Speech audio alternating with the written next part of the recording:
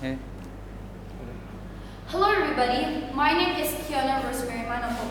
Today, I'm standing here as the first speaker of the opposition team with the motion that this House would adopt student loan mechanism in Indonesia. You see, the proposition, there are a few things that I would like to rebuttal and would like to argue against the proposition team. The first being is that, you see, student loans actually restrict students of their freedom.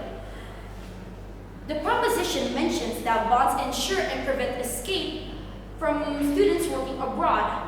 While that may be true, there are a few cons about this. First of all is missing prime opportunities. Imagine this way. A student gets hired at company A.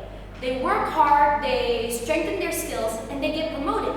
And suddenly, those skills are sought after from other companies, even abroad.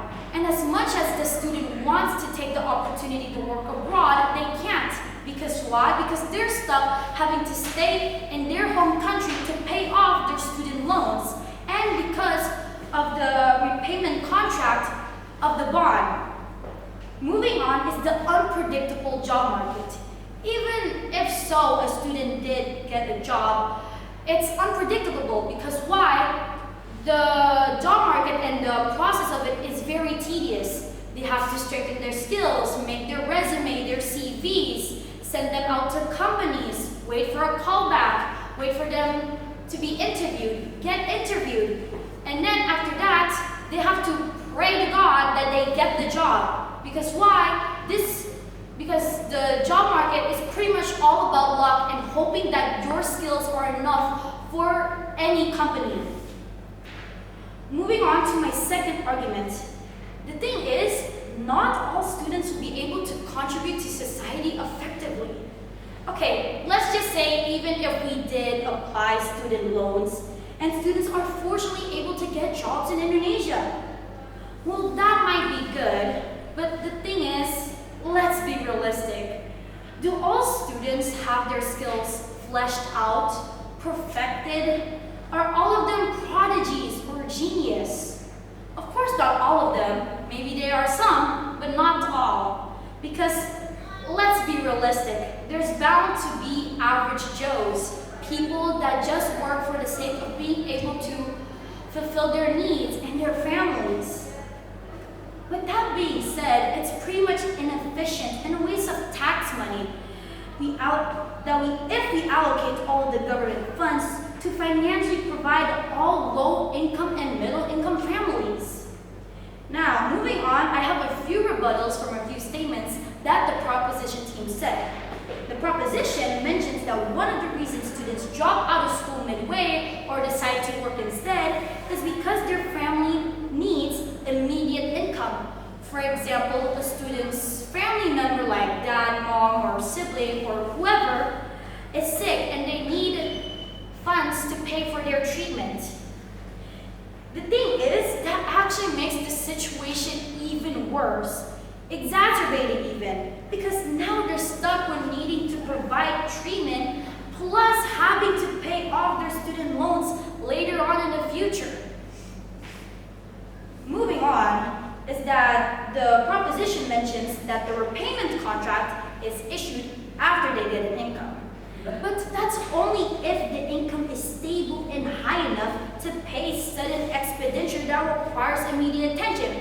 For example, well, like I said before, a family member is sick, or perhaps debt collectors. The proposition also mentions that UKT reductions don't cover for anyone when they want to provide funding for the universities. That means that the proposition is saying that UKT reductions are meaningless. They don't have any practicality, and that they can't be used at all, even though there are still many students that can still benefit from it. It's pretty much saying that UKT reductions won't help anybody, even though it technically still can. Maybe not for everybody, but at least for a certain amount of people. Now, the proposition mentions that if the government wants students with student loans to pay them back, they will provide job and work opportunities. But like I said before, even if they do provide job and work opportunities, requires it to be stable and high enough to pay for their needs and expenses. The proposition also mentions that we live in a very capitalistic world where pretty much jobs require college degrees and some people just can't afford that. And by providing student loans, we give the public the opportunity, the chance to work and get a job. In reality, it can actually make the job market even more competitive than it usually is. The proposition also says that Indonesia requires good and hard-working workers.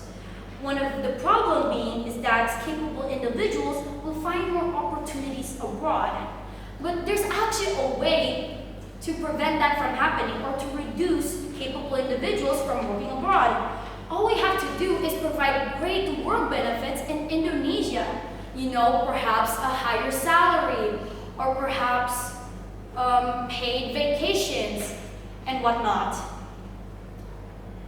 And even though the proposition says that at the end of the day, companies, governments, institutions will have their money returned or paid back, well, honestly, can we really guarantee that they will pay it back on time?